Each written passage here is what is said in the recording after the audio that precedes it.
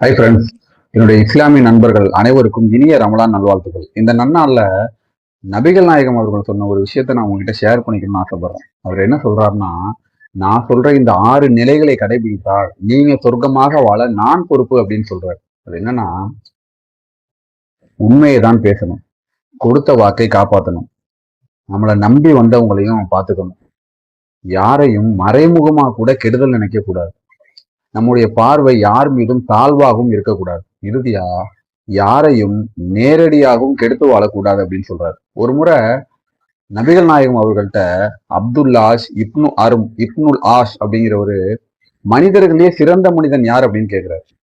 அதுக்கு நபிகள் நாயகம் அவர்கள் சொல்றாரு, கள்ளம் கபடமற்ற உள்ளமும் உண்மையை பேசக்கூடிய நாக்கும் கொண்ட மனிதர்கள் தான் உலகின் தலை சிறந்த மனிதன் அப்படின்னு சொல்றாரு.